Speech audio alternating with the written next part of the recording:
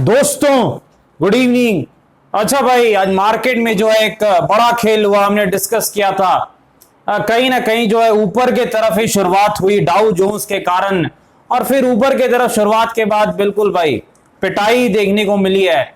लगभग आप कह सकते हैं वन वे पिटाई देखने को मिली है। जरूर थोड़ा बहुत बाउंस बैक जरूर आया है, लेकिन पिटाई आपको देखने को मिली है। खासकर जिन स्टॉक्स में रिजल्ट्स आए वहां तो और ठीक ठाक पिटाई हुई है। लेकिन अब आगे क्या? कल एक्सपायरी के दिन क्या होगा आपको पता है भाई?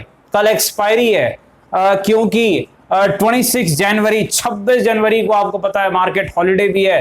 तो इस कारण से एक्सपायरी जो है कल है। तो क्या होगा एक्सपायरी में डिस्कस करेंगे दोस्तों। निफ्टी बैंक निफ्टी स्टॉक्स की एनालिसिस करने का प्रयास करेंगे। स्वागत है आपका आपके अपने चैनल टीके मनी में।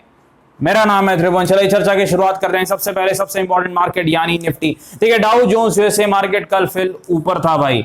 S&P 500 नैस्डैक सब कुछ ऊपर। हमारी यहां पर जो है फिर दिक्कत है भाई। ऊपर की तरफ जरूर शुरुआत हुई क्योंकि भाई ठीक था, यूएसए मार्केट ठीक था तो ऊपर खुलना था।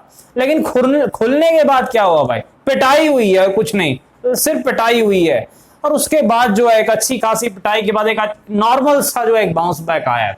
अब आगे क्या? देखिए विक्स कहां पर है दोस्तों। सबसे पहले 13.8 के आसपास ये चीज आपको याद रखनी है। यानी 20-70 की पॉलिसी हम यूज करेंगे। 20 पॉइंट का स्टॉप लॉस, 70 पॉइंट का टारगेट वाली जो स्ट्रेटजी है। सही तो सही भाई, गलत तो गलत, लेकिन ये स्ट्रेटजी 20-70 अभी चलेगी, 30-100 नहीं चलेगी, क्योंकि जब विक्स ऊपर रहता है तब उसे हम यूज करते हैं। अब देखिए दोस्तों, यहां पर हम क्या कर सकते हैं आगे के लिए।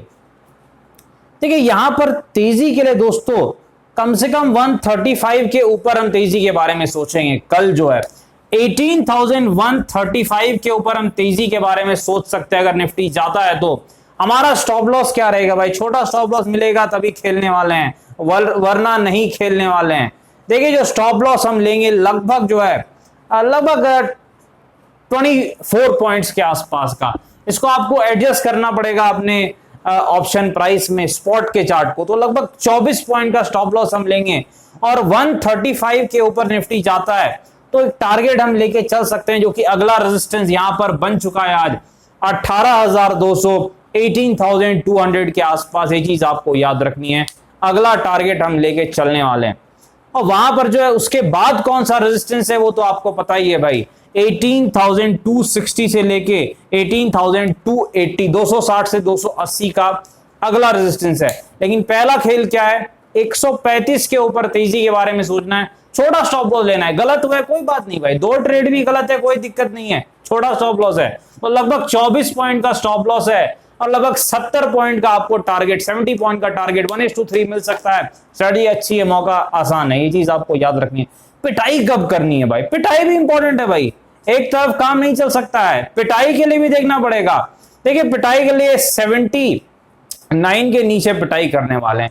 18,079 यानी 18,080 के आसपास आप कह सकते हैं। 80 के नीचे हम पिटाई करेंगे और पहला टारगेट 18,000 का जो सपोर्ट है, 18,000 का जो पहला सपोर्ट है, वो पिटाई में हमारा पहला टारगेट रह सकता है, क्योंकि वहां पर सपोर्ट भी है। ऑप्शन चेन डेटा एनालिसिस के हिसाब से भी वहां राइटर्स पुट राइटर्स बैठे हुए हैं। तो 18,000 तक हम खेल सकते हैं अगर 18,080 के नीचे निफ्टी जाता है। यहां भी ठोकते वक्त भी जो है 20 पॉइंट का स्टॉप लॉस रहेगा शॉर्ट में, और लगभग 80 पॉइंट के आसपास का टारगेट हम जो है यहां भी देख सकते हैं। चीज आपको याद रखनी है। दूसरे इंपॉर्टेंट चीज WRM पैटर्न स्ट्रेटजी फॉलो बिल्कुल कर सकते हैं। डब्ल्यू में तेजी, एम में पिटाई, 20 पॉइंट का स्टॉप लॉस, 70 प्लस पॉइंट की कमाई। चलिए निफ्टी बैंक के पास चलते हैं। निफ्टी बैंक पिटाई बैंक बन गया भाई, जबरदस्त पिटाई आज देखने को मिली है, खासकर एक्सिस बैंक में। और कहीं ना कहीं निफ्टी बैंक कमजोर रहा, ऐसे भाई नीचे रहा है। अब देखिए निफ्टी बैंक में तेजी के बारे में कब सोच सकते हैं? 790 के ऊपर, 42,790 के ऊपर, 790, 42,790 स्पॉट का चार्ट है। इसके ऊपर जब बैंक निफ्टी जाता है तो पहली बार हम तेजी के बारे में सोचेंगे। और हमारा टारगेट क्या रहेगा? 43,100, 43,100 के आसपास अगला टारगेट रहेगा। ये चीज आपको याद रखनी है। और निफ्टी बैंक का सपोर्ट कहां पर है भाई? देखिए जो निफ्टी बैंक का सपोर्ट है लगभग जो है 42,400 के आसपास है, 42,400 के आसपास निफ्टी बैंक का सपोर्ट है। ये चीज आपको याद रखनी है। यहां भी WRM पैटर्न स्ट्रेटजी फॉलो कर सकते हैं। 60 पॉइंट का स्टॉप लॉस, 200 प्लस पॉइंट का टारगेट आप लेके चल सकते हैं। चलिए यहाँ पर चलते हैं स्टॉक्स में। सबसे पहले एक्सिस बैंक गिरावट है भाई रिजल्ट्स के बाद जो है। एक्सिस बैंक का सपोर्ट कहां पर है? 890 सपोर्ट के नजदीक आप एक बाउंस बैक दिखा सकता है एक्सिस बैंक, ये चीज आपको याद रखनी है। अब यहां पर देखते हैं रेजिस्टेंस कहां पर है? 960 के आसपास है, दूर है भाई। HDFC AMC रिजल्ट्स के बाद इधर भी पिटाई है भाई। 1940 के आसपास एक अच्छा सपोर्ट है, 1940 के आसपास बाउंस बैक कर सकता है, 2200 के आसपास रेजिस्टेंस है। चलिए चलते हैं SBI कार्ड के बाद, इधर भी गिरावट, वन वे गिरावट जो है इधर भी जारी है SBI कार्ड में। अब देखिए SBI कार्ड में जो है रिजल्ट्स में अब आपका सपोर्ट कहां पर है? 730 के आसपास, 730 के आसपास सपोर्ट है, और पहला रेजिस्टेंस जो है वो लगभग 810 810 के आसपास है। साउथ बैंक में भी रिजल्ट्स के बाद पिटाई है भाई। इसका सपोर्ट कहां पर है? 15.6 15.6 के आसपास साउथ बैंक का सपोर्ट है, और रेजिस्टेंस जो है वो लगभग 19 के आसपास। ये चीज आपको याद रखनी है।